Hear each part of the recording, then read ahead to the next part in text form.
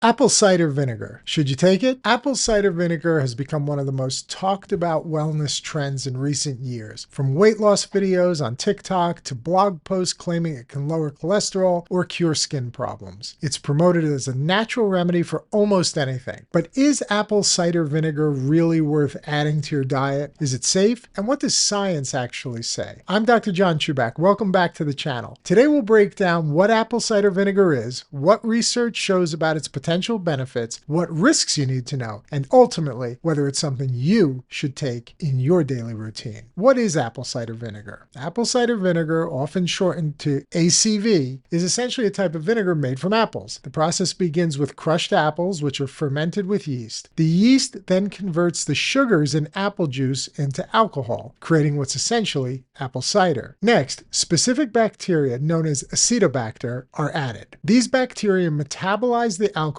and transform it into acetic acid, which is the key active component in vinegar. That's why vinegar has a sharp, sour flavor and why it's so acidic. Apple cider vinegar typically contains between 5 and 7% acetic acid. On the pH scale, which measures acidity from 0 to 14, vinegar usually falls between 2 and 3. To put that in perspective, that makes it about 10 to 100 times more acidic than black coffee. Some apple cider vinegar products are filtered and clear, while others are unfiltered and cloudy. The cloudy variety is marketed as raw and contains what's called the mother, a mix of proteins, bacteria, and yeast left over from fermentation. Supporters often claim that this mother provides extra probiotic benefits. But the truth is, clinical research has not shown strong evidence that apple cider vinegar with the mother offers any more health benefits than the filtered variety of vinegar. The word vinegar actually comes from the French vinaigre, which means sour wine. Excuse me for the mispronunciation for you French speakers out there. Vinegar has been around for thousands of years. Records from ancient Babylon, Greece, and Egypt describe it being used as both a food preservative and a folk remedy. Hippocrates, often called the father of medicine, recommended vinegar for wounds more than 2,000 years ago. And during the American Civil War, vinegar was even used as an antiseptic for soldiers. Today, apple cider vinegar is promoted less as a cleaner or disinfectant and more as a supplement, something you drink or take as capsules or even gummies. But just because something has a history doesn't mean every claim made about it today is supported by modern evidence. That's why we need to examine the evidence closely. The health claims apple cider vinegar has been credited with is a long list of benefits. If you scroll through social media or wellness websites, you'll find people saying it helps you lose weight, improves your blood sugar control, lowers cholesterol and blood pressure, boosts your immune system, clears up skin problems like eczema, works as a natural detox for the body. It's a very long list. But the key question is, how much of this is supported by reliable research and how much is hype? Let's start with blood sugar and diabetes. The strongest evidence for apple cider vinegar relates to blood sugar control. Several studies have shown that consuming vinegar with meats can improve glucose regulation, especially in people with type 2 diabetes or prediabetes. A 2023 meta-analysis of randomized controlled trials found that vinegar consumption, including apple cider vinegar, was associated with small but measurable reductions in fasting glucose and hemoglobin A1C. That's the blood test that reflects average blood sugar over a 3-month period of time. Another 2025 review confirmed similar findings. Vinegar appeared to improve glycemic control, although the effects were modest and primarily limited to patients already living with diabetes. So how does it work? Researchers believe that the acetic acid in vinegar delays gastric emptying, meaning food moves more slowly from the stomach into the small intestine. This slower absorption reduces the sharp spikes in blood sugar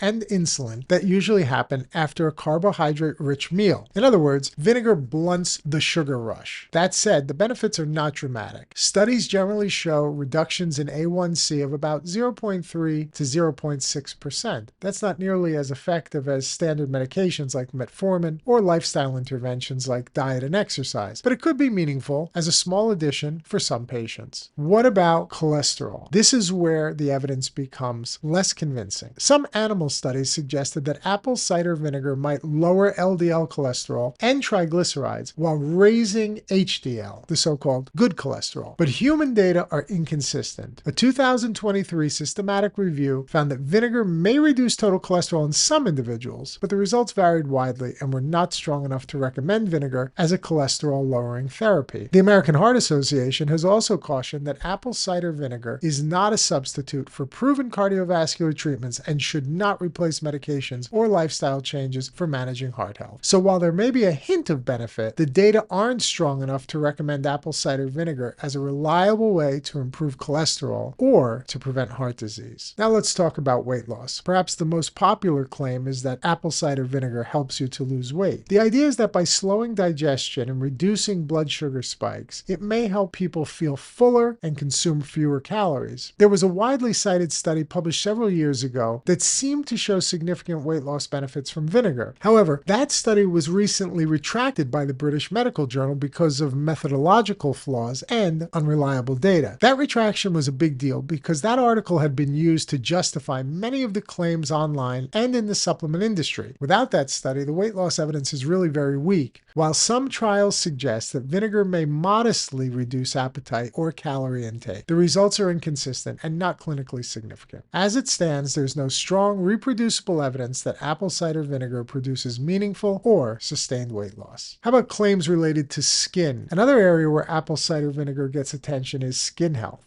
Some people claim it helps eczema, acne, or even detoxifies the body. Unfortunately, these claims aren't supported by clinical research. Dermatologists have actually reported skin irritation and even chemical burns from people applying undiluted vinegar to their skin. Similarly, claims about vinegar boosting immunity or acting as a detox agent don't hold up under scientific scrutiny. The human body already has very effective detox systems, primarily the liver and kidneys. No evidence shows that apple cider vinegar enhances those systems. Let's talk about safety concerns. Because apple cider vinegar is so acidic, safety is a real issue. Case reports have documented esophageal injuries from vinegar tablets and throat irritation from drinking it straight. Frequent exposure to acids can also erode tooth enamel, leading to permanent dental damage. It can also interact with medications. For people taking insulin or other glucose-lowering drugs, vinegar can amplify the effect and cause hypoglycemia. For patients with gastroparesis, a condition where the stomach empties too slowly, vinegar may make symptoms even worse. Experts generally recommend keeping intake to no more than 1 to 2 tablespoons per day, always diluted in water or included in food like salad dressing. Drinking it straight or taking high-dose tablets is not safe. Here are some practical takeaways. If you're healthy and don't have diabetes, there's little reason to take apple cider vinegar as a supplement. It won't help you lose weight, lower cholesterol in a meaningful way, or detox your body. If you have type 2 diabetes, there is some evidence that small, diluted amounts of apple cider vinegar taken with meals may help improve blood sugar control, but it should never replace medications, dietary changes, or exercise. At best, it could be used as an adjunct. The safest way to incorporate it, if you choose to use it, is in salad dressings or in marinades. Always dilute it. Keep amounts moderate and be mindful of dental and gastrointestinal risks. So, in closing, should you take apple cider vinegar? The answer is probably not. Not unless you have type 2 diabetes and are looking for a safe, low-cost, low-risk way to support blood sugar control. And even then, only in moderation and always with medical supervision. It is not a miracle cure. It won't melt away fat or replace proven treatments for heart disease or diabetes. But used wisely, it can be safe and it can be a good addition to your diet, especially if you simply enjoy it in your food. Thanks for watching this video. I'm Dr. John Chuback. If you found this breakdown helpful, please subscribe to the channel for more evidence-based health information and let us know in the comments. Have you tried apple cider vinegar? Did it help you? Or do you find it more hype than health?